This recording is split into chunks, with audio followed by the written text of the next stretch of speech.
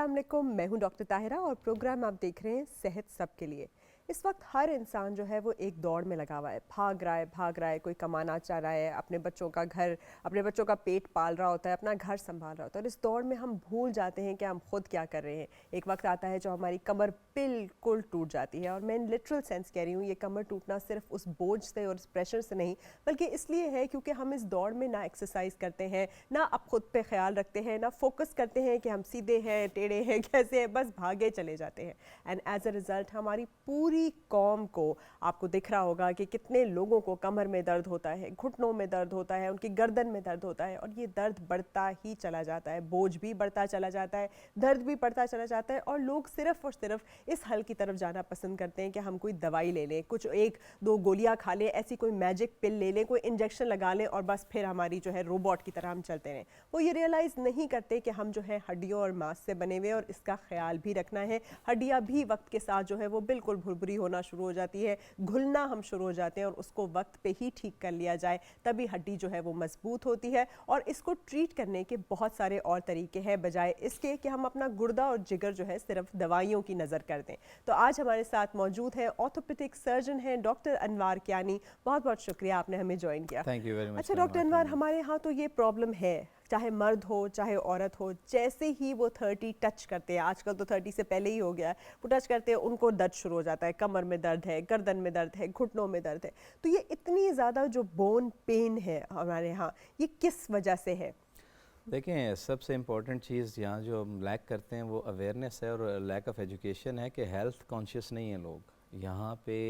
पहले तो आज से अगर 20 ईयर्स पहले चले जाएं तो लोग हेल्दी होते थे, फूड ऑप्शंस डिफरेंट होती थी। अभी जंक फूड इतना ज़्यादा है, और अभी 30s में भी लोगों को एक्स एंड पेन स्टार्ट हो जाते हैं। तो सबसे इम्पॉर्टेंट चीज़ जो हम लैक करते हैं कि हम चॉइसेस ऑफ फूड हमारी डिफरेंट हैं। नंबर 2, हम एक्सरसाइज नहीं करते, कल्चर ही नहीं है यहाँ पे।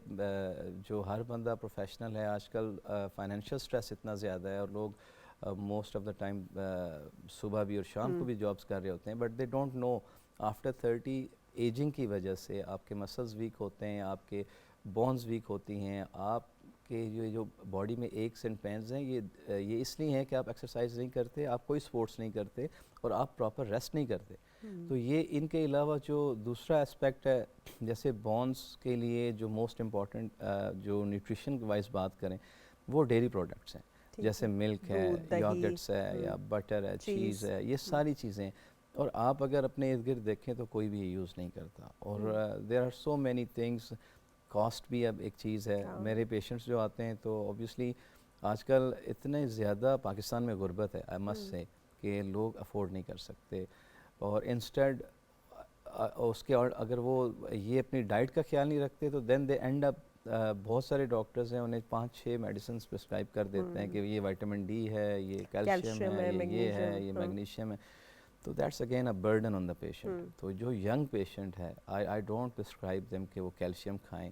आई टोल्ड देम कि देखें, आप जो है डेयरी प्रोडक्ट्स यूज़ करें, एक्सरसाइज करें, वॉक करें। जो ब्रिस्क वॉक करने से या रनिंग करने से बोन मेटाबॉलिज्म जो है वो इन्हेंस होता है, कि बोन के अंदर एक स्पेशल, मैं आसानी से समझाऊंगा कि एक मेटाबॉलिज्म है। अगर आप कोई बंदा भी 1 महीना बिस्तर पे लेटा रहे, रेस्ट करे, तो उसकी बोन ऑस्टियोपेनिक हो जाएंगी, बोन की मिनरलाइजेशन कम हो जाएगी, तो उसकी डेंसिटी कम हो जाएगी। वैसे ये तो अल्लाह की कुदरत है ना, कि हम अपना दिमाग हो या बोन हो या मसल हो, उसको जितना ज़्यादा इस्तेमाल करते हैं उतना वो बढ़ता है, ना कि घटता है। लेकिन हमारे यहाँ ये सोचा जाता है शायद इसे प्रिजर्व करना है, यूज़ करेंगे तो ख़त्म हो जाएगा, जबकि ये बिल्कुल ऑपोजिट होता है, जिसको जितना यूज़ करें उतना वो बेटर होती जाती है। अच्छा मुझे बताइए, जब हम बात करते हैं कि कौन सी एक्सरसाइज सबसे अच्छी है, आपने कहा वॉकिंग जो है वो बड़ी अच्छी है, तो कई लोग हाइकिंग करते हैं, स्पेशली इस्लामाबाद में शुक्र है कि कुछ चंद लोगों में ये ट्रेंड है कि वो हाइक करते हैं, लेकिन कहा जाता है कि क्लाइंबिंग या हाइकिंग इतनी अच्छी नहीं है, specially coming down the hill. तो what would you suggest about this? देखिए, that's a very important question. अगर आप वॉक सही तरह से नहीं करते और आप हाइक पे चले जाते हैं, तो would you think that would be a good choice? अब यू विल बी इंजर्ड और आपको नी पेन स्टार्ट हो जाएंगे। Hiking is a very good thing, और लेकिन उसके लिए फिटनेस चाहिए। एक हमारे यहाँ ट्रेंड है कि अच्छा वीकेंड आज ऑफ है तो हम चलते हैं, हाइकिंग पे चलते हैं, एंड दे एंड अप या कहीं से स्लिप होके गिर के आ जाते हैं हमारे पास, या वो नी पेन्स जो है, या मसल पुल हो गया। तो वो दैट्स नॉट अ सोल्यूशन।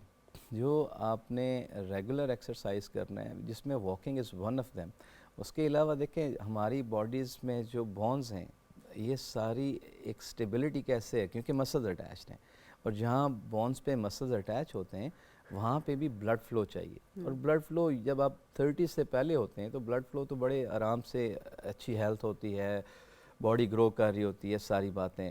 लेकिन 30 के बाद जो मसल्स डीप जो इनकी अटैचमेंट होती है वहाँ पे ब्लड फ्लो कम हो जाता है, जिसकी वजह से आपके नेक पेन्स हैं, आपका पोस्चर सही नहीं है। जैसे आजकल ख़ास तौर पे आई बिलीव कि हमारे जो बच्चे हैं आफ्टर वो टीन एज में उनके नेक प्रॉब्लम शुरू हो बिल्कुल, वो जाएंगे। टेक नेक हो जाता है उनको जो हर जिस वक्त तरह देखते हैं। मोबाइल पे जितने आवर्स स्पेंड करते हैं, तो ये नेक के प्रॉब्लम्स, ये लो बैक के प्रॉब्लम्स, ये ब्लड फ्लो की कमी होती है, ये आपका पोस्चर सही नहीं होता, और उसके अलावा आप एक्सरसाइज नहीं करते। तो एक्सरसाइज मेनली आपका ब्लड फ्लो इंक्रीज़ करता है मसल्स का, और मसल्स की एक्सरसाइज से जो केमिकल्स रिलीज़ होते हैं, मैं आम लोगों की उसके लिए बताना चाहता हूँ कि जो एंडोर्फिन्स होते हैं, डोपामिन रिलीज़ होती है, हैप्पी हार्मोन्स होते हैं, that gives you sense of happiness, and that or end of the day you get good good night vibes. sleep।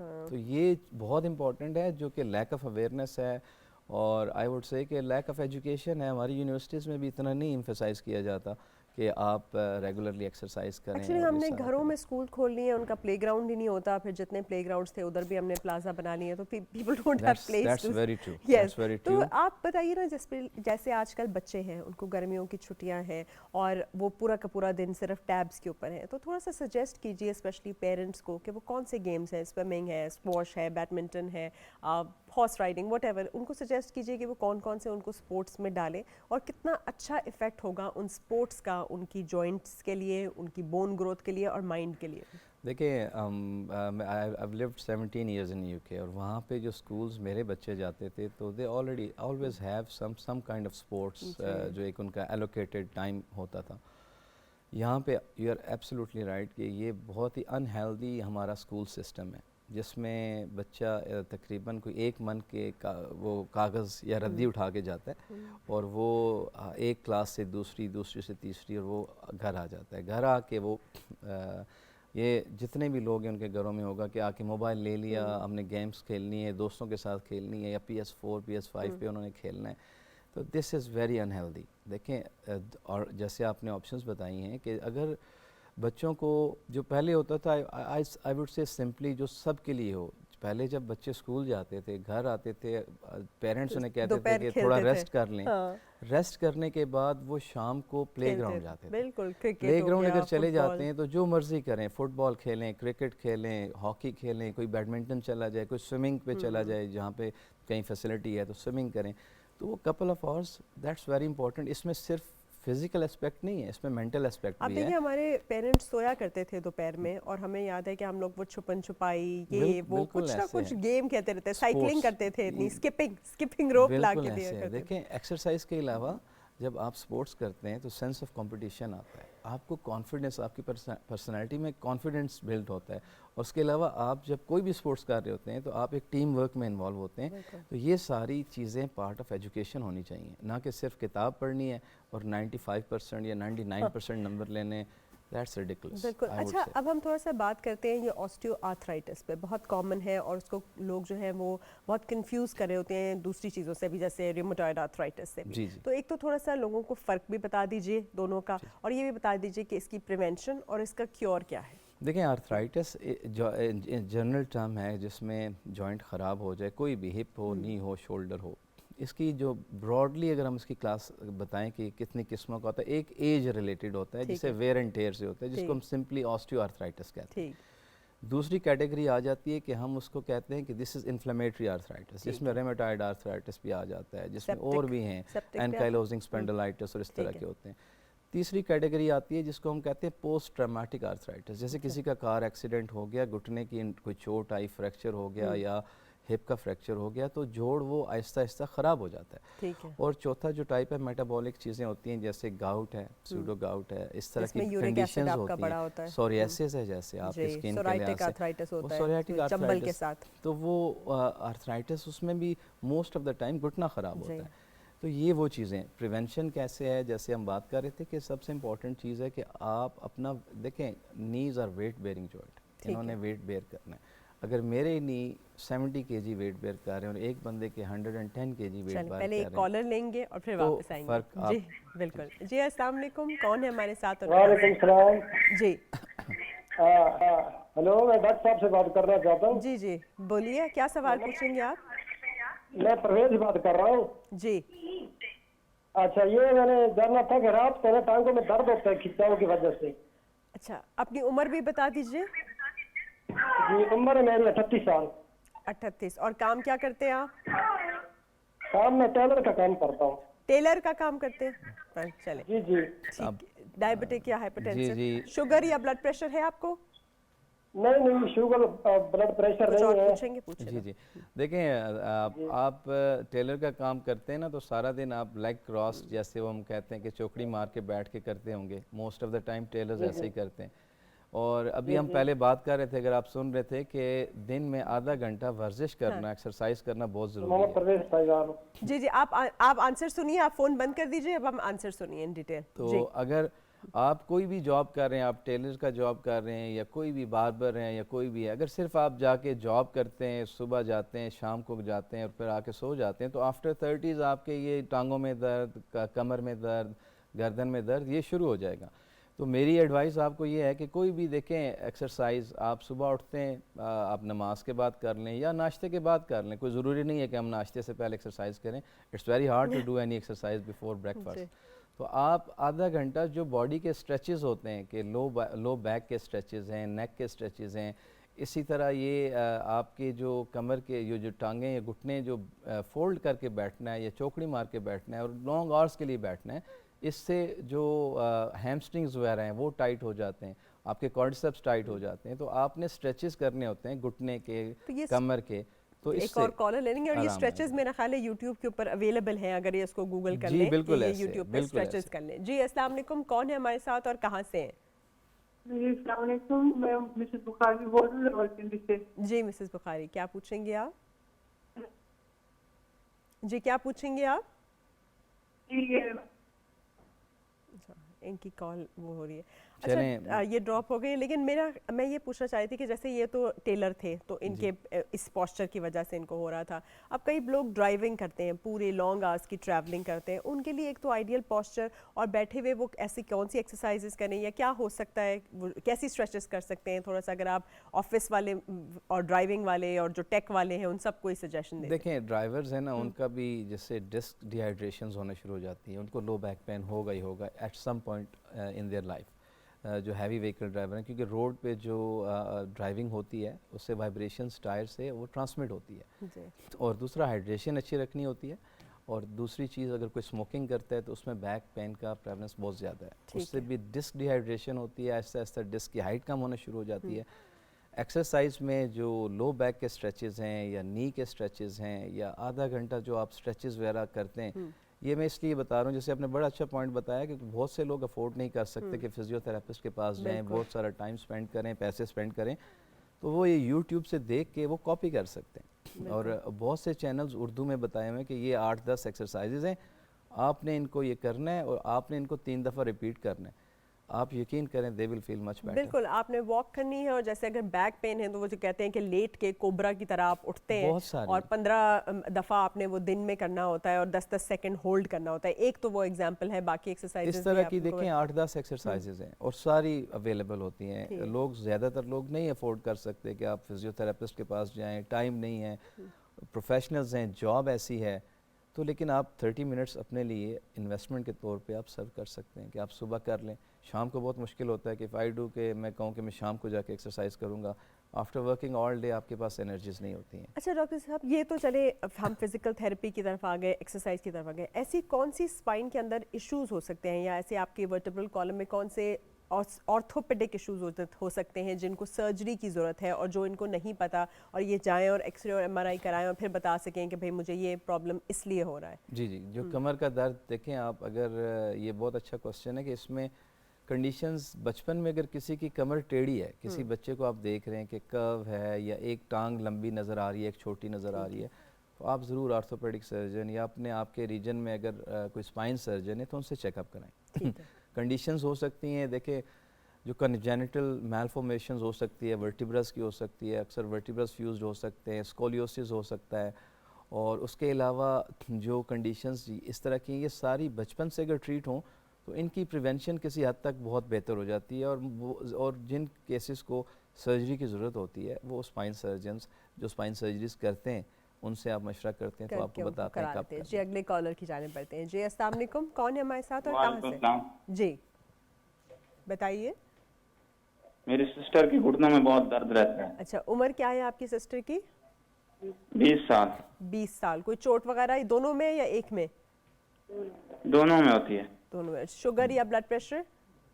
Blood pressure तेज होता है उसका, अच्छा, हाई हो जाता है। 20 20 साल। ईयर्स देखें जी, 20 ईयर्स बहुत इज़ अ शुक्रिया, आप वेरी आंसर यंग सुने। एज।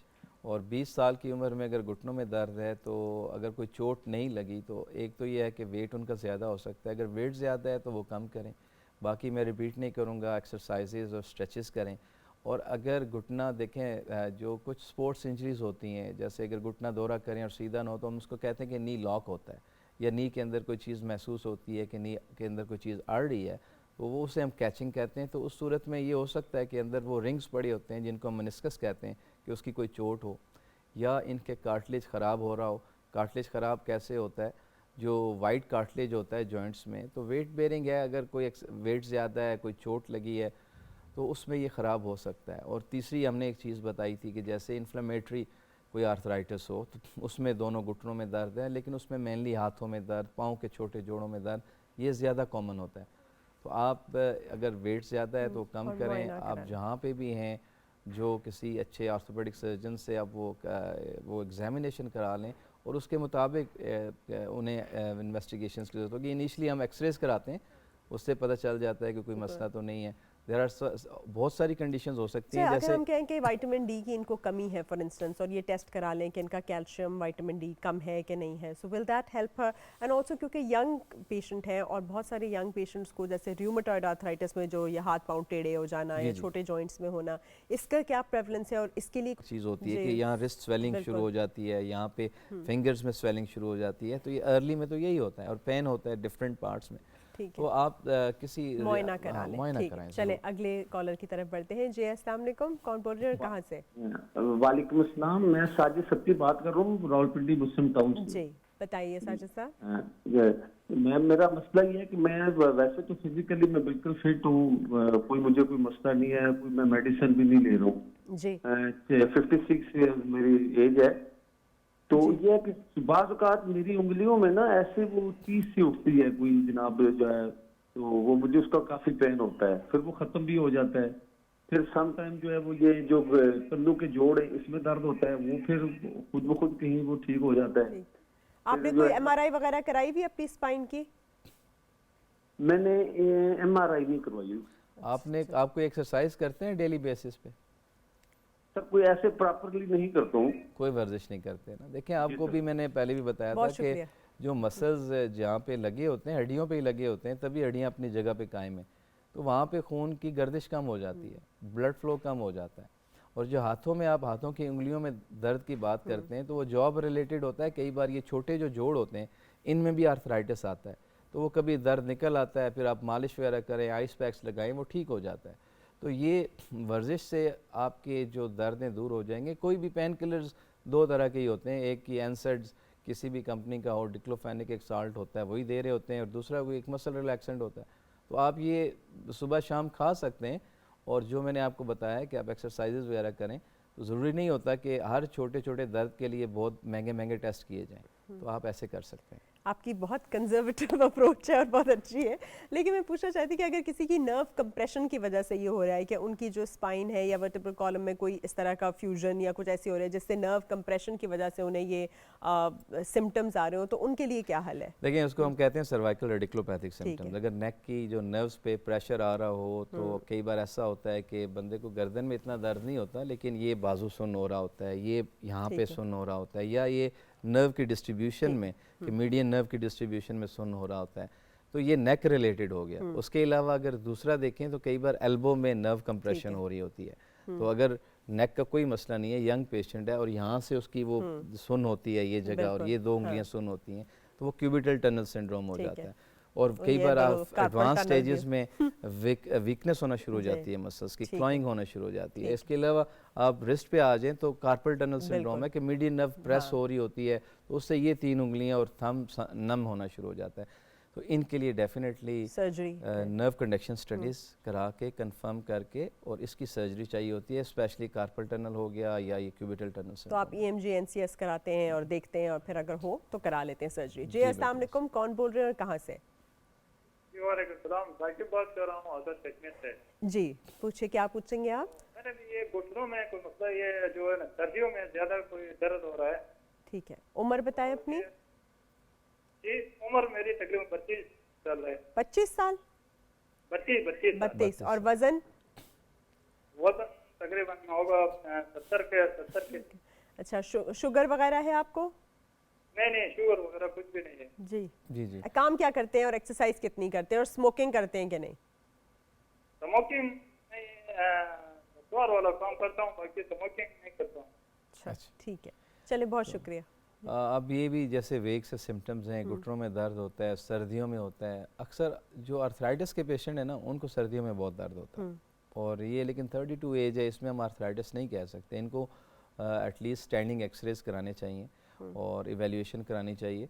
दूसरा, जैसे ये बात कर रहे हैं घुटने में दर्द की बहुत सारी कॉजेज़ हैं। उसमें वो मेनिस्कस होता है, रिंग पड़े होते हैं, उनकी चोट हो सकती है, लिगामेंट्स होते हैं, उनकी चोट हो सकती है। तो वो बगैर एग्जामिनेशन के मैं इनको नहीं बता सकता कि आपकी एग्जैक्ट कॉज क्या है। लेकिन जो ब्रॉडली स्पीकिंग अगर इन जनरल आप करें तो आप यही जो दर्द की दवाई खा लें, वर्शें करें घुटने की, यूट्यूब से बेशक देख लें अगर आप अफोर्ड नहीं कर सकते।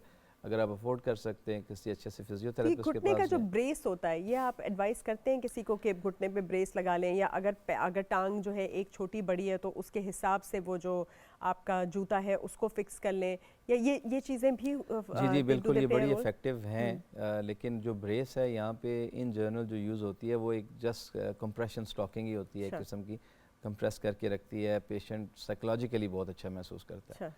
अगर वो एक्सरसाइजेज नहीं करते तो जॉइंट पेन नहीं जा सकता। आर्थराइटिस की हम बात कर रहे हैं। अगर आर्थराइटिस के लिए स्पेसिफिक ब्रेस की अगर बात करें तो वो एक अगर वैल्गस नी आर्थराइटिस है जिसमें टांग बाहर की तरफ मुड़ जाती है, तो उसके लिए एक वैल्गस नी ब्रेस होती है जो उसको इधर से पुश करके अंदर ले आती है, सीधा रखने की कोशिश करती है। इसी तरह वेरस नी होता है जिसमें घुटने यूं हो जाते हैं, तो उसमें एक वेरस नी ब्रेस होती है जो पुश करके उसको सीधा करने की कोशिश करती है। They are very uncomfortable. बाहर इंग्लैंड में जब हम प्रैक्टिस कर रहा था तो वहाँ पे लोग टॉलरेट नहीं करते थे। और अगर मिडिल एज से ऊपर हैं, मिडिल एज मैं 60s के अराउंड कहूँगा, यहाँ पे लोग ओल्ड एज 60s को, यहाँ लोग फिर 40 को मिडिल एज कह रहे होते हैं। तो लोगों को अपना ख्याल रखना चाहिए। यू शुड फील कि आप 60 तक यू आर यंग। ये सोच अगर आप लेके चलेंगे तो आप एक्सरसाइज करेंगे, आप अपना ख्याल करेंगे। जवान होना चाहिए आपका। एक और कॉलर पहले। जी अस्सलाम वालेकुम, कौन बोल रहे हैं और कहाँ से? मोहम्मद इस्लाम बात कर रहे हैं वटक से। जी क्या पूछेंगे आप इस्लाम साहब? मेरे घुटने में दर्द होता है और पाँव भी जलते हैं, पाँव भी जलते हैं, ठीक है। दर्द भी करते हैं उंगलियां पाँव की। और शुगर है आपको, डायबिटीज है? है तो सही पर नॉर्मल ही है। नॉर्मल ही है। उम्र बता दे अपनी। 80 साल है। 80 साल है। पाँव की एड़ियाँ जब आप सुबह उठते हैं पाँव रखते हैं तो बहुत ज़्यादा दर्द होता है एड़ियों में? नहीं इतना ज्यादा नहीं होता है, ऐसे नॉर्मल ही है। नॉर्मल ही होता है। चलिए आप आंसर सुनिए। कमर में भी दर्द होता है। जी जी, आप देखें ये सारा उम्र के साथ साथ कमर के जैसे मोरों के दरमियान जोड़ होते हैं वो घिस जाते हैं। डिस्कें जो होती हैं, जो कार्टिलेज की डिस्कें होती हैं वो घिसना शुरू हो जाती हैं। घुटनों का आप स्टैंडिंग AP और लैटरल व्यूज़ कराएं, एक्सरेज कराएं। आप इस एज में ऑब्वियसली गैप कम हो जाता है। हमारे यहाँ उल्टा बताया जाता है कि जी गैप बढ़ गया, घुटने में गैप बढ़ गया। गैप पड़ता नहीं है, गैप कम हो जाता है जिसकी वजह से दर्द होता है, आर्थराइटिस होता है। पाँव में जो आप बात बता रहे हैं वो उसको एक कंडीशन होती है जिसको प्लांटर फेशियाइटिस कहते हैं, कि एड़ी के नीचे दर्द और जो तली के दरमियान में जो दर्द होता है उसके लिए इनके लिए भी स्ट्रेचेस होते हैं। अगर आपके घर में बच्चे हैं, पढ़े लिखे हैं, आप फिजियोथेरेपिस्ट के पास चले जाएं कि उसको आइस पैक्स एक होता है, आइस बॉटल से आप उसके ऊपर रोल कर सकते हैं पाँव को, वो उससे फ़र्क पड़ता है। एक फुट रोलर मसाजर होता है, उसके साथ आप 1 मिनट करके 10 टाइम्स रिपीट करें, आराम आता है। और पेन किलर्स वही जो मैं आपको बताया कि स्टैंडर्ड वही होते हैं, कोई एज सच वो नहीं तो है, एक दूसरा ये एंटी इन्फ्लेमेटरी और एक मसल दूसरा ये रिलैक्सेंट होता है। डायबिटिक है, तो डायबिटिक न्यूरोपैथी में भी तो ये सुन्न होना और दर्द होना ये सब है, तो जी शुगर बिल्कुल कंट्रोल। हो सकता है, जी। हो सकता है। और डायबिटीज़ जो है वो एक्चुअली जो फीट के जो स्मॉल जॉइंट्स हैं उनको भी जी। अफेक्ट करती है, और उसको हम शाक को आर्थ्रोपैथी कहते हैं कि बिल्कुल। उसमें भी ये कंडीशन हो सकती है। तो अगेन जो लोकली अटक में किसी अच्छे ऑर्थोपेडिक उसको सर्जन को दिखा दिखा दें। दें या इस्लामाबाद में आके दिखा दें। चलिए एक कॉलर और। जी अस्सलाम वालेकुम, कौन बोल रहे हैं और कहाँ से? वालेकुम सलाम जी, मैं चंदशीर शाह बोल रहा हूँ मनसेरा से। जी पूछिए, क्या पूछेंगे? मेरे एड़ी से लेके घुटने तक टांग में दर्द हो रहा है, ज्यादा एड़ी में दर्द होता है, पाँव की सज्जे सज्जे सीधे पाँव की। एक टांग में हो रहा जी, है, जी। ठीक है। उम्र बताएं अपनी। उम्र मेरी 65 साल है। 65 साल है। और शुगर है आपको? शुगर नहीं है। वजन ज्यादा है?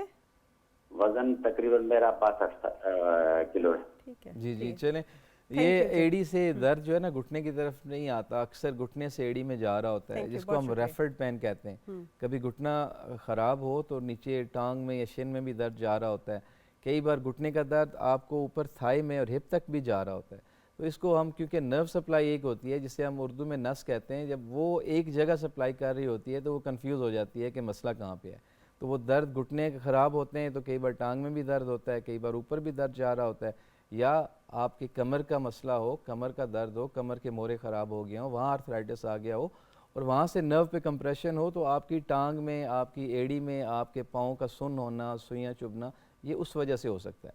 तो ये सारी चीज़ें, तो अब इसमें तो मैं आपको नहीं बता सकता एग्जैक्टली कि आपका मसला क्या है। तो इसमें इस तरह की कंडीशंस में आपको ज़रूर एक किसी अच्छे स्पेशलिस्ट को दिखाना चाहिए जो ये तशख़ीस कर सके, कि डायग्नोस कर सके कि ये है क्या और उसके मुताबिक इलाज किया जाए। इन जनरल वही जो बातें अभी आप, अगर आप प्रोग्राम सुन रहे हैं तो वो आप अपनी एक्सरसाइज आधा घंटा वर्जिश किया करें, अपनी रूटीन बनाएं, और स्लीप भी जो है, जो रात को 6 से 8 घंटे सोना बहुत ज़रूरी है टाइम पे। अच्छा डॉक्टर साहब, ये जो ग्लूकोसामीन, कॉन्ड्राइटन, एमएसएम, कोलेजन वगैरह होता है, जो बहुत सप्लीमेंट मार्केट हो रहे होते हैं और आजकल तो वैसे ही ट्रेंड है, कुछ ज़्यादा ही स्पॉन्सर्ड पोस्ट आपको नज़र आती है, तो ये इनका आधे लाइक इफेक्टिव? देखें ये एक कॉलर ले लेते फिर वापस इस क्वेश्चन पे ज़रूर आएंगे। जी अस्सलाम वालेकुम। वालेकुम अस्सलाम। जी कौन बोल रहे हैं और कहाँ से बोल रहे हैं? मैं मसले बात कर रहा हूँ दादू। जी पूछिए। मतलब मुझे दर्द होता है, लेफ्ट साइड कमर में दर्द होता है, तो बहुत दर्द होता है। सर्दियों में तो ज़्यादा होता है, गर्मियों में थोड़ा कम होता है। लेटने पे होता है, काम करने पे होता है? जब ड्राइविंग ज़्यादा करता हूँ तो यहाँ सर्दियों में उससे ज़्यादा होता है। अच्छा उम्र बता दें अपनी। 35 साल है। शुगर है आपको? शुगर नहीं है। काम क्या करते हैं आप?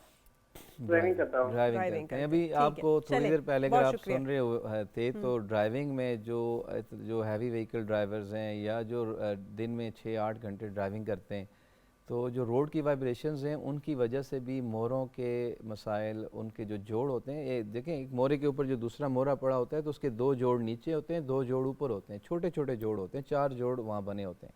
और उसके अलावा जो डिस्क है उसकी डिहाइड्रेशन होना, डिहाइड्रेशन से मुराद है कि उसमें पानी कम हो जाएगा, उसकी हाइट कम हो जाएगी। तो उसकी हाइट कम होने से जो नर्व्स निकल रही होती हैं साइडों से, जो नसें निकल रही होती हैं, तो उन पे प्रेशर पड़ता है।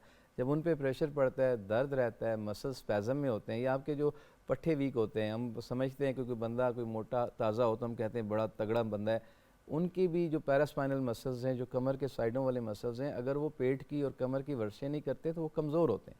तो वो कमज़ोर होते हैं तो वो मोरों को अपनी जगह पे रख नहीं सकते, और जो नर्व्स निकल रही होती हैं, रगें निकल रही होती हैं, उन पे दबाव की वजह से वो उनको दर्द होता है। दर्द कई बार पीछे टांग में जाता है, पाँव तक चला जाता है, या सुइयाँ चुभती हैं। तो ये इसको हम लंबर रेडिकुलोपैथिक पेन कहते हैं।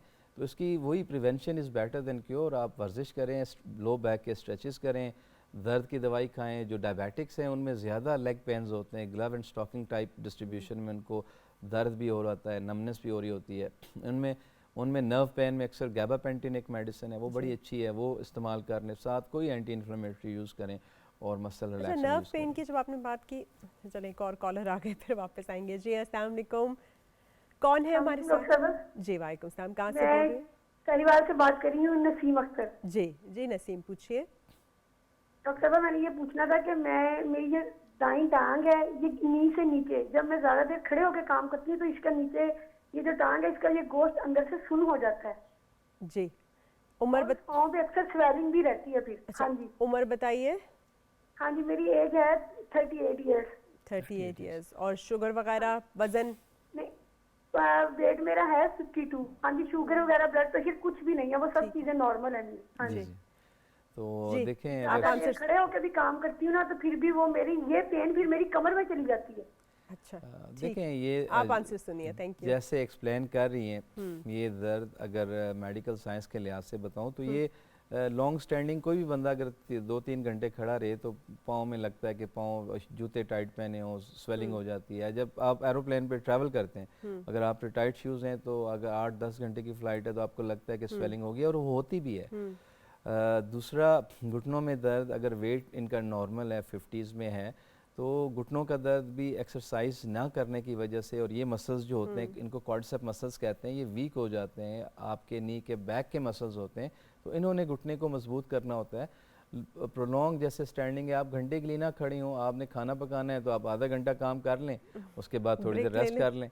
तो इसी तरह, लेकिन वर्जिश जो भी इन्होंने सुना होगा कि आप भी सुबह उठ के, आप अगर फ़र्ज़ करें आपके बच्चे हैं स्कूल चले जाते हैं, उनके नाश्ते के बाद आप अक्सर ख़वातीन सो जाती हैं, जो बच्चों को स्कूल भेजने के बाद, तो वो आधा घंटा आप वर्जिश करें, आपकी सेहत अच्छी होगी, आपकी सेहत अच्छी होगी, आपके नीज़ स्ट्रॉन्ग होंगे और ये दर्द आपको नहीं होंगे। इसी तरह कमर की भी अब वर्जिशें होती हैं, जो आधा घंटा होता है उसमें कमर की, घुटनों की, और आप जैसे शोल्डर्स की, जैसे पहले स्कूल वगैरह में पीटी कराते थे उस तरह करें, कुछ पुशअप्स कर रहे हैं, कुछ पिलाटेस या प्लैंक्स वगैरह होते हैं, ये बहुत अच्छी ये एक्सरसाइज जो होती है। स्वेलिंग भी कह रही है और सब कुछ, हम बार बार यही स्ट्रेस कर रहे हैं कि हरकत में बरकत है। जब उस चीज़ को हिलाएंगी जोड़ को, तो वहाँ पे खून भी जाएगा, वहाँ पे ग्रोथ फैक्टर्स हीलिंग के लिए भी जाएंगे, और हर किस्म की सोजिश जो है वो कम हो जाएगी। और जैसे आप अपने नीज़ के बीच में रोल करके एक टवल रख लें और उसको प्रेस करने की कोशिश करें, या नीज़ के नीचे रख के उसको प्रेस करने की कोशिश करें, और बेशुमार और एक्सरसाइजेज भी आप लोग जो हैं वो देख सकते हैं। हम सप्लीमेंट्स पे वापस आते हैं। जी जी, थोड़ा सा आप बताइए। स्पेशली बात कर रही थी कि उसकी जी, जो नी के ग्लूकोसामीन कार्टिलेज, कॉन्ड्राइट, ग्लूकोसामीन और कॉन्ड्राइटिन सल्फेट की,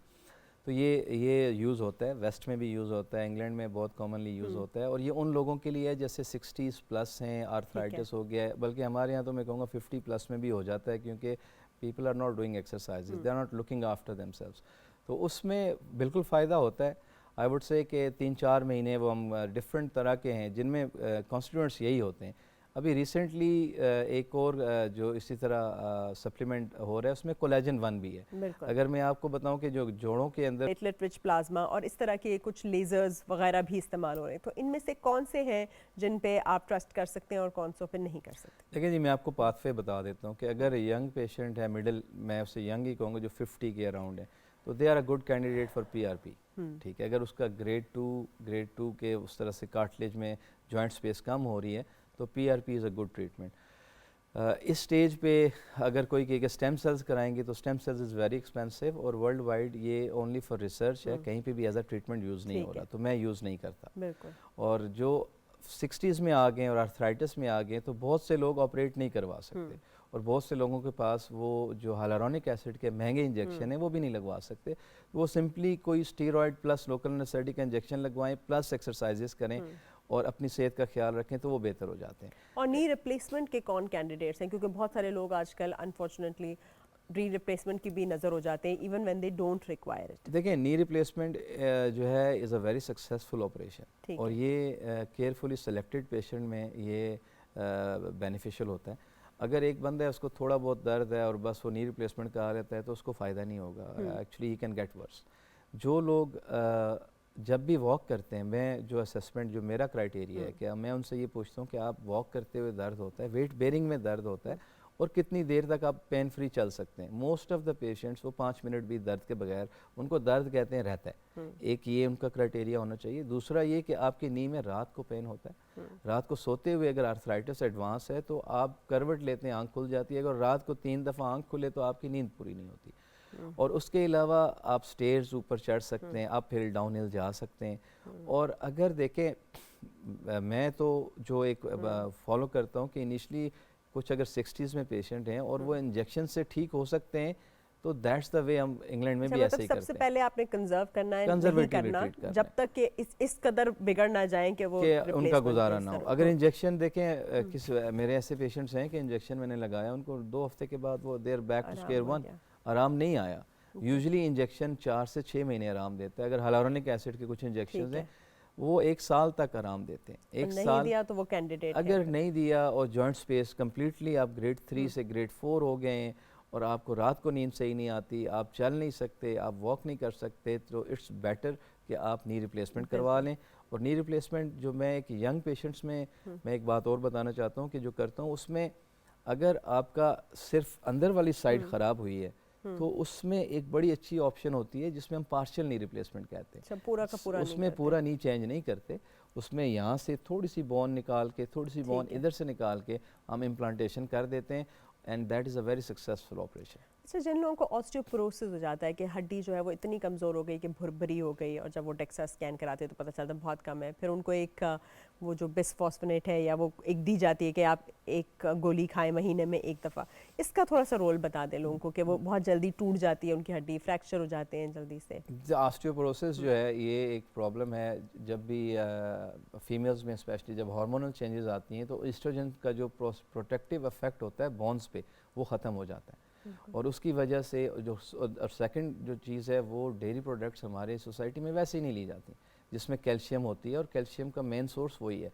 तो उनमें हड्डियों का दर्द, पट्ठों का दर्द, हड्डियों का कमज़ोर होना, हड्डियाँ का वो कहते हैं ना भुरभुरी हो जाती हैं, तो उसमें डेक्सा स्कैन कराते हैं और जब डेक्सा स्कैन कंफर्म कर देता है कि ये ऑस्टियोपोरोसिस है और दूसरी चीज़ वो बताता है कि ऑस्टियोपोरोसिस नहीं है, अभी हड्डियाँ कमज़ोर होना शुरू हो गई हैं जिसको वो कहते हैं ऑस्टियोपीनिया है। दोनों कंडीशन में देखें हमने जो पहले सारी बात की है, मैं रिपीट नहीं करूँगा कि बोन हेल्थ आपकी वॉकिंग से, वेट बेयरिंग से, चलने फिरने से और एक्सरसाइज से इम्प्रूव होती है। नंबर 2 आपको डेयरी प्रोडक्ट्स लेनी पड़ती हैं। बहुत से लोग कहते हैं दूध में स्मेल आती है, ये होता है, वो होता कोई है, और ले लें, दही, तो कुछ और चीज़, दही ये ले वो। लें, बटर ले लें, कुछ चीज़ ले लें, ज़रूर लें। और तीसरी चीज़ जो आप बता रही थी अभी बिस्फॉस्फोनेट्स जी। का, अगर ऑस्टियोपोरोसिस इस्टेब्लिश हो चुका है हाँ। तो वो रिकमेंडेड ट्रीटमेंट है फॉर 3 to 4 years, 4 to ठीक 5 है। years। उसकी वजह ये है कि अगर आप 10 साल के लिए खाते रहेंगे तो वो हड्डी को इतना वो उसमें मिनरलाइजेशन कर देता है कि उसमें पैथोलॉजिकल फ्रैक्चर होना शुरू हो अच्छा, जाते हैं, हड्डी टूटना शुरू हो जाती ज़्यादा है, से भी हिप होना। फ्रैक्चर्स, जी बिल्कुल। ठीक है। उसमें एक गैप ईयर्स होते हैं, ठीक आप है। 3 साल लेते हैं, उसके बाद एक 2 gap साल वो लेते हैं। नहीं लेते, जैसे स्मोकिंग कर रहे होते हैं, ड्रग्स ले रहे होते हैं। तो आप क्या एक्सपेक्ट करते हैं कि वो बड़े होकर उनका फ्यूचर या कैरियर क्या होगा? बेशक आप वो बहुत ही ज़्यादा अगर लुक्रेटिव लाइफ भी गुजार रहे हों तो they will and up struggling in their life. तो ये इंपॉर्टेंट चीज़ है। अब उनको कैसे आप कर सकते हैं, ये देखें एज अ सोसाइटी ये पेरेंट्स का रोल है। पेरेंटिंग जो है इट्स अ डिफ़िकल्ट थिंग। आपने अपने बच्चों को उनको कैसे आपने ट्रेन करना है, उनको एजुकेट करना है, उन पे आपने नज़र रखनी है, उनको आपने एक्सरसाइज पे लेके आना है, उनके साथ आपने टाइम स्पेंड तो करना ये है। जो एवियन तो हो ये जाता सारी है चीज़ें जब बहुत हिप ज़रूरी हैं। आपका बिल्कुल डिसलोकेट हो जाए या जो भी आपको देखें hip में एवियन दर्द, होता है तो उसका क्या एवास्कुलर नेक्रोसिस, जी। जो बहुत सी ड्रग्स ऐसी होती हैं, स्पेशली जो स्टेरॉइड्स, बहुत सी कोविड ट्रीटमेंट में मेरे पास पेशेंट्स थे, मैंने हिप रिप्लेसमेंट्स किए हैं, तो उनका प्रॉब्लम ये था कि बेचारों को कोविड हुआ, कोविड से उनकी जो ख़ास तौर पे जो जॉइंट इफेक्ट होते हैं वो हिप जॉइंट होता है और शोल्डर जॉइंट होता है। उनमें जो बॉल एंड सॉकेट जॉइंट है तो उसकी जो ब्लड सप्लाई है वो पहले ही बहुत ही उस तरह से एट रिस्क होती है। तो जब वो ब्लॉक हो गई ब्लड सप्लाई और जो हेड है वो डेड होना शुरू हो गया है तो देन इट्स अ प्रॉब्लम। वो एवियन से बचने के लिए, जैसे ड्रग्स वगैरह की हम बात कर रहे थे, तो बच्चे अगर prevention is better than cure, अगर हो जाता है तो बहुत अर्ली लोगों की हिप रिप्लेसमेंट हो जाती है। अच्छा, ये तो हमने बात की ना ड्रग्स की, मंशियात की, लेकिन बहुत सारे लोगों को ये जो तरह तरह के कुश्ते मिल रहे होते हैं मार्केट में, जो लोग बना के दे रहे होते हैं जिसके अंदर बहुत हैवी मेटल, मर्क्यूरी वगैरह, स्टीरॉयड का बहुत हैवी डोजेज होता है, अचानक एनर्जी आ जाती है, उनको हर चीज़ सही लगती है, तो उसका भी बता दें कि उसका भी ये वैस्कुलर नेक्रोसिस पे डायरेक्ट इफेक्ट है। जी बिल्कुल ऐसे है। आपको जो पहलवान के कुश्ते हैं, I am strongly against it, वो आपको नहीं लेने चाहिए। मेरे अपने क्लिनिकल प्रैक्टिस में एक बेचारा पेशेंट, यंग पेशेंट 40 इयर्स, वो लैंड करता है हिप फ्रैक्चर के साथ, उसकी बोन्स ऐसी थी जैसे it looks like he has got multiple myeloma, इसको कैंसर है। फिर पता चला कि उसके बायलैटरल किडनी फेलियर्स हैं, उसके वो भी किडनी कुश्तों की फेलियर्स वजह हैं, रीनल ऑस्टियोडिस्ट्रॉफी की वजह से उसकी हड्डियाँ ख़त्म हो गई, उसके गुर्दे फेल हो गए। तो ये जो कहते हैं ना जी फलां जो हैं हकीम साहब बहुत हाँ। अच्छी दवाई देते हैं, फौलादी आप ट्रीटमेंट उसमें अक्सर ये जैसे हैवी मेटल्स बता रही हैं, जी। साथ स्टेरॉइड्स होते हैं। बिल्कुल बंदे को लगता है कि जो है ना बंदा जिंदगी एकदम से हसीन ना हो गई। मुर्दा जो है वो जिंदा हो जाएगा। ऐसे नहीं होता ये। इसमें देखें यहाँ पे पाकिस्तान में कोई ऐसी चेक एंड बैलेंस नहीं है। इन हकीमों की दवाई को कोई चेक नहीं करता, यहाँ की कोई लैब्स नहीं है, कोई सेफ्टी स्टैंडर्ड्स नहीं है। अच्छा। यहाँ पे मेरे एक पेशेंट है, उन्होंने एक मेडिसिन एक- लेते थे, उन्होंने स्पेशली एक लैब से उसको टेस्ट कराया था हाँ, और और पता मेक चला श्योर है। किया था कि इसमें स्टेरॉइड नहीं है। बिल्कुल। चलिए एक और कॉलर की जानिब बढ़ते हैं। जी अस्सलाम वालेकुम, कौन है हमारे साथ, कहाँ से बोल रहे हैं? जी अस्सलाम वालेकुम जी जी डॉक्टर साहब। कैसे हैं? हाँ जी, जी शुक्र अल्लाह का, दुआएं हैं जी आप लोगों की। मैंने ये देखा आपका इंटरव्यू, मैंने कहा मैं भी रिक्वेस्ट कर लूँ। चलिए बताइए क्या इशू है? अच्छा, ये हाथों की, दोनों हाथों की बीच वाली जो उंगली है जी वो टेढ़ी हो जाती है, तो ऊपर अपने सीधी नहीं होती। ठीक है। उम्र क्या है आपकी? दर्द उम्र क्या है? उम्र क्या है आपकी? 82। अच्छा, शुगर भी है आपको? शुगर है, शुगर काबू कंट्रोल है। ठीक है, कोर्स कर रहे हैं। और दोनों हाथों की हो जाती है? हाँ जी, दोनों हाथों की है। और राइट हैंड की जो छोटी उंगली है जी वो, उसमें जहाँ जोड़ है उधर पेन होती है, ठीक है, तो सीधी नहीं होती। ठीक है जी। चलिए आप आंसर सुनिए। बहुत शुक्रिया। जी थैंक यू फॉर कॉलिंग। इसमें जो प्रॉब्लम है इसको हम ट्रिगर फिंगर कहते हैं। मोस्ट लाइकली आपको ट्रिगर फिंगर हो रहा है। डायबिटिक्स में मोस्ट कॉमन होता है, वो यूजुअली रिंग फिंगर होता है, लेकिन मिडिल फिंगर भी हो सकती है कि आप बंद करते हैं हाथ, वो नहीं खुलती, वो लैग करती है, उसको दबा के सीधा करना पड़ता है, क्लिक की आवाज़ भी आती है। तो ये ट्रिगर फिंगर जो है, इसकी इनिशियल ट्रीटमेंट यही होती है कि आप ये यहाँ पे फिंगर पे मसाज करें, उसको मसाज करें, उसको हीट पैक्स लगाएं और वर्जिश करें, एक जो जैसे स्क्वाश बॉल के साथ ना उसकी वर्जिश करें। इससे ठीक हो जाए तो वेल एंड गुड, नहीं होता तो यहाँ पे हम एक इंजेक्शन लगाते हैं, स्टेरॉयड का इंजेक्शन होता है, जो यहाँ पे एक पुली बनी होती है ठीक है। और वो यहाँ पे टेंडन नोड्यूल्स बनता है, वो वहाँ पे वो अटक जाता है, तो उसकी वजह से जब बेंड करते हैं तो वो नोड्यूल आगे चला जाता है और ठीक। फिर वो सीधी नहीं होती और फिर दबा के सीधा। पट्ठों में दर्द होता है। उम्र क्या है? उम्र 35 साल है 35-36 साल है। स्मोकिंग करते हैं आप? जी। स्मोकिंग करते हैं, सिगरेट नोशी करते हैं? उम्र 35 साल है।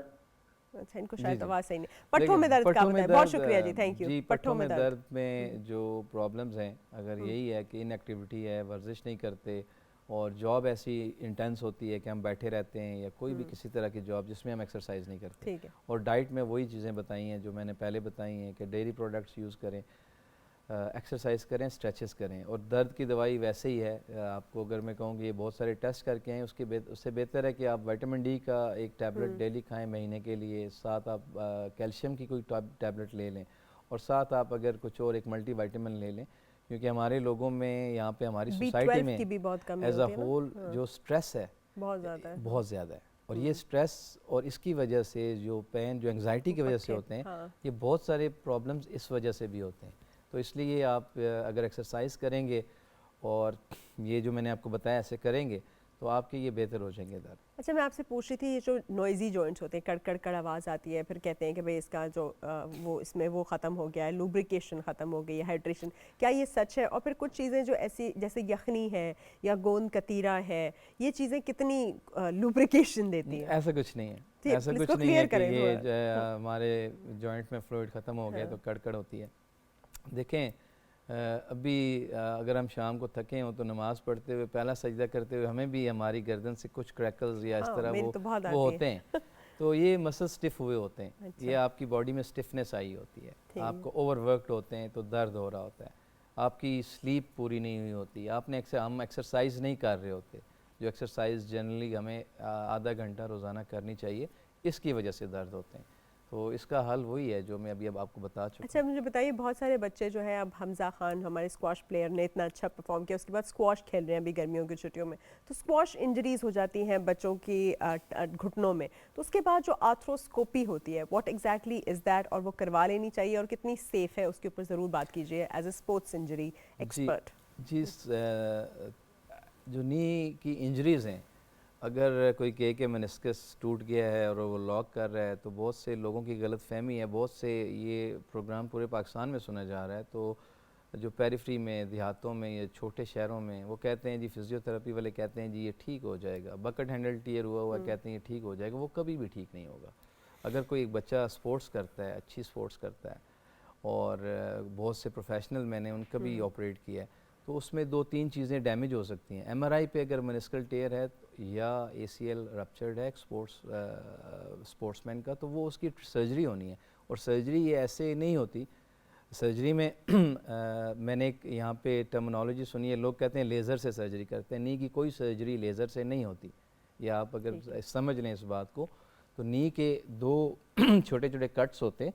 जैसे मेरी फिंगर है, एक कट यहाँ से जहाँ से हम कैमरा डालते हैं, एक कट यहाँ पे होता है, तो उससे इंस्ट्रूमेंटेशन करते हैं। तो अगर मेनिस्कस की वो जो रिंग टूटा होता है उसकी टाइप होती है, अगर वो रिपेयर करने वाला है उसको हम एक स्टिच लगा के या टांका लगा के रिपेयर कर देते हैं। और अगर वो वैसे उखड़ा हुआ है और वो रिपेयरेबल नहीं है तो उसको हम ट्रिम कर देते हैं। उसके बाद नी पेन ख़त्म हो जाता है। उसके बाद 4 to 6 वीक्स उसका रिहैब होता है, वो ठीक हो जाता है। इसी तरह एसीएल है। एसीएल की लिगामेंट की इंजरी बड़ी डिसेबलिंग होती है, इवन कि आम लोगों के लिए भी हो सकती है। अप हिल डाउन हिल में इंस्टेबिलिटी आ जाती है, क्योंकि एसीएल लिगामेंट होता है, इसको एंटीरियर क्रूशिएट लिगामेंट कहते हैं। ये जो घुटने की जो टांग के नीचे वाला हिस्सा है उसको आगे जाने से रोकता है। तो अगर फ़र्ज़ करें ये डैमेज है तो यहाँ से टांग काफ़ी आगे आ सकती है, और उसकी वजह से cartilage damage over the years होता है। तो ये जो रेस्ट है, कितना इम्पोर्टेंट है रेस्ट आफ्टर एन इंजरी, चाहे वो फ्रैक्चर हो, चाहे वो ये एसीएल टेयर हो, क्योंकि कुछ लोग उसको यूज़ करते रहते हैं ना उसके बाद भी, तो वो कितने दिन का आप स्पेसिफाई करते हैं? देखें, रेस्ट इनिशियली एसीएल इंजरी के बाद हम एक्यूट सर्जरी भी नहीं करते। कपल ऑफ वीक्स, 2-3 वीक्स, जिसमें वो घुटने के अंदर ब्लीडिंग हुई होती है वो ख़त्म हो जाए, सेटल हो जाए, टिश्यू सेटल हो जाए। ठीक है। अगर सर्जरी के बाद रेस्ट की बात कर रही हैं, तो सर्जरी के बाद 2 से 3 हफ्ते रेस्ट, ऐसे रेस्ट नहीं होती कि वो कुछ नहीं करते, वो एक्सरसाइजेस करते हैं, नी बेंडिंग, स्ट्रेटनिंग करते हैं, वेट बेयरिंग भी करते हैं। जब हम एसीएल रिकंस्ट्रक्शन करते हैं तो उसके बाद रिहैब एक्सरसाइजेस करते रहते हैं। लेकिन रेस्ट फ्रॉम वर्क वाली जो बात है वो एटलीस्ट 6 वीक्स होता है कि 6 वीक्स आपको। चलिए, बहुत बहुत शुक्रिया। हमारे साथ डॉक्टर अनवार कियानी मौजूद थे, और आपने सुना उन्होंने कहा अपने जोड़ों को बचाना है तो जोड़ों को इस्तेमाल कीजिए। एक्सरसाइज एक्सरसाइज एक्सरसाइज, हरकत में बरकत है। नमाज पढ़िए, वॉक कीजिए और खूब सारी एक्सरसाइज कीजिए। इंशाल्लाह आपसे फिर मुलाकात होगी। अल्लाह हाफिज़।